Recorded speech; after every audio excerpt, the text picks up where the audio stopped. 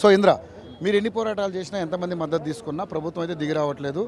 మీ నోటిఫికేషన్ల విషయంలో కావచ్చు, 2 లక్షల ఉద్యోగ విషయంలో కావచ్చు, ప్రభుత్వం నిమ్మక నీరెత్తుగా వ్యవహరిస్తుందని మీరంతా కూడా ధర్నాలకు దిగుతూ ఉన్నారు. సో ఇదే దిల్సుఖ్ నగర్ ఒక వేదిక అయిపోయింది, అశోక్ నగర్ ఒక వేదిక అయిపోయింది, ఓయూ ఒక వేదిక అయిపోయింది మీ పోరాటాలకి. సో ఏంటి ఇప్పుడు రేవంత్ రెడ్డి గారికి మేము ఒళ్ళు బలిసి ఏదో దున్నపోతులా ఉన్నాను పడుతున్నాం. అసలు దున్నపోత ఆయన ఇవాళ పాలిచ్చే దున్నపోతుని విడిచిపెట్టి పాలిచ్చి బర్రెని విడిచిపెట్టి వాళ్ళు దున్నపోతుని పట్టుకున్న ఆయన. ఇలా మేము లేకపోతే ఆయన ఎక్కడి నుంచి వచ్చిండు? నిరుద్యోగులు కనుక నిరుద్యోగులు కనుక లేకపోతే కాంగ్రెస్ పార్టీ ఎక్కడిది? ఇవాళ నిరుద్యోగుల పునాదుల మీదనే కాంగ్రెస్ పార్టీ ఏర్పడింది. ఆయనకు సతిముతి లేకుండా ఇలా మాట్లాడుతుంటే మీరు దాన్ని పట్టుకొని మమ్మల్ని ఇలా అనడం చాలా బాధాకరమైన విషయం. ఇవాళ నిరుద్యోగులు నిజంగా కడుపు కాలి అర్ధ ఆకలితో ఇలా బయటకు వచ్చి మాట్లాడుతున్నారు. వీళ్ళందరూ ఒళ్ళు బలుచుకుంటూ బయటకు వస్తురా? ఏం మాట్లాడుతున్నారు? వాళ్ళకి సిగ్గుచరం లేదు. ఇలా డబ్బులు సంపాదించుకోని వాళ్ళు ఇలా ఒకళ్ళు ఎట్లా సంపాదించుకోవాలి, దండుకోవాలి, ఎట్లా సంపాదించుకోవాలి, ఏం చేయాలి, ఒక మతిస్థిమితం లేని మనుషులతో మాట్లాడి ఇవాళ మమ్మల్ని అవమానపరచడం చాలా బాధాకరమైన విషయం. ఇవాళ ఎవరైనా సరే, రేవంత్ రెడ్డి అయినా సరే, ఏ మంత్రులైనా సరే, వాళ్ళకి ఒకటే తెలుసు, సూటిగా దాచుకోవడం దోచుకోవడం తప్ప ఇలా నిరుద్యోగుల పరిస్థితుల గురించి మాట్లాడే అర్హత ఎవరికి లేదు. ఎందుకు మాట్లాడతారు మరి? ఇలా రాస్తాలు ధర్నాలు అన్నీ జరుగుతున్నాయి. మరి ఎందుకు ఒక్క మంత్రి, ఒక ఎమ్మెల్యే, ఒక ఎమ్మెల్సీ ఎందుకు మాట్లాడలేరు? అంటే మేము లేకుండా వీళ్ళు అధికారంలో వచ్చిరా? ఆ రోజు మా కాళ్ళు పట్టుకొని కాయా ఓట్లు పెట్టని చెప్పారు. ఇలా అదే కాళ్ళు పట్టుకుని ఇలా జైలు తొలుస్తారు, ఇలా ఎఫ్ఐఆర్ రాపిస్తారు. ఇది కరెక్టా? ఆ రోజు సెక్రటరీ ముట్టడి చేయండి, ప్రతిభాన్ని ముట్టడి చేస్తే అదే సెక్రటరీ ముట్టడి చేస్తే ఇలా అరెస్ట్ చేస్తారు. ఎక్కడ న్యాయం ఇది? రేవంత్ రెడ్డికి న్యాయం, వాళ్ళకు న్యాయమా? ఇలా కరెక్ట్ చెప్తున్నాం మేము. మా కనుక 19,000 ఉద్యోగాలు కనుక బరాబర్ ఇవ్వకపోతే, బిడా నేను కొడంగల్ ఓడియకపోతే మేము నిరుద్యోగులమే కాదు, రాష్ట్ర రాజకీయాలనే మార్చేసినాం. ఇవాళ బీఆర్ఎస్ ప్రభుత్వాన్ని ఫామ్ హౌస్ పంపించినాం. నిన్ను కొడంగల్ పంపించిన పెద్ద లెక్క కాదు, సమస్య కూడా కాదు. రాష్ట్ర రాజకీయాలను మార్చిన వ్యక్తులం మేము.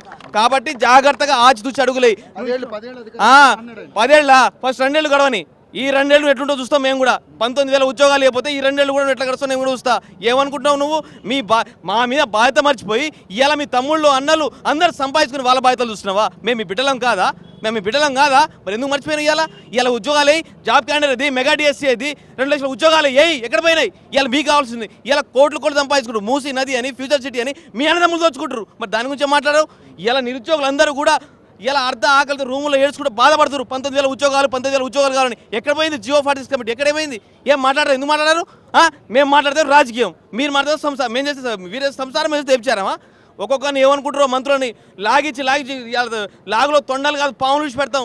మా నిరుద్యోగుల జోలి కనుక వస్తే మాత్రం ఒక్కొక్కరిని పాములు విడిచిపెట్టి కర్ణాటకనో బెంగళూరులో పంపిస్తాం అనుకుంటున్నాం. చాలా జాగ్రత్తగా ఆచూ చేయాలని చెప్పి ప్రభుత్వాన్ని హెచ్చరిస్తున్నాం. సో మీరు దాదాపుగా అంటే మొన్న ధర్నా చేసి రాస్తా రోకో చేసి జస్ట్ ఒక 1 వీక్ కూడా కాలేదు, మళ్ళీ చేస్తున్నారు.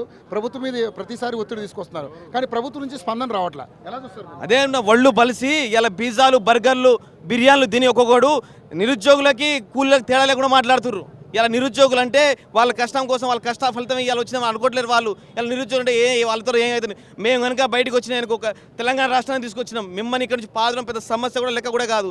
ఇవాళ ఎక్కడ పోయింది? ఇలా బల్మూరి వెంకట ఎక్కడ పోయిండు, కోదండరామ్ ఎక్కడ పోయిండు, రియాజ్ ఎక్కడ పోయిండు? ఇలా ఇంతమంది నిరుద్యోగులు ఏడుస్తుంటే మరి ఇలా ఏడుపులు వాళ్ళకి కనిపించట్లేదా? ఇవాళ నల్గొండలో నిన్న కూడా మాట్లాడుతుండు 70,000 ఉద్యోగాలు ఇచ్చిన. ఎక్కడిచ్చిన 70,000 ఉద్యోగాలు? నీకు దమ్ము ధైర్యం చిత్తస్తుంటే అదే మాట దిల్సుఖ్ వచ్చి మాట్లాడు. 70,000 ఇచ్చిన లాగి ఈడ్చేసి కొడతారు ఒకటే అనుకుంటున్నాం. గత ప్రభుత్వం 55,000 నోటిఫికేషన్ ఇచ్చింది, ఇప్పుడు కలిపి 16,000 ఇచ్చాం, మొత్తం 72,000 అంటున్నారు. అదే మంది పుట్టిన పిల్ల నా పిల్లలు అంటుండు. నువ్వు అనుకుంటావా? మరి మీరు అనుకుంటారా?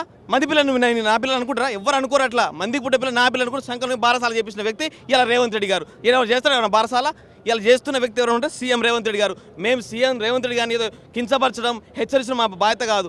మీరు నిజంగా మా నిరుద్యోగుల పునాది మీద ఏర్పడారు కాబట్టి ఆ 19,000 ఉద్యోగాలు ఇవ్వండి. మీరేదో ఎవరి మాట విని, వాళ్ళ మాట విని, వీళ్ళ మాట విని 5,000 ఇస్తా, 2,000 ఇస్తా అంటే నీకు అదే 5,000 అదే 2,000 డిపాజిట్తో ఓడిపించే సత్తా కూడా మాలో ఉంది. రాబోయే రోజుల్లో కూడా చూపిస్తామని చెప్తాం మేము.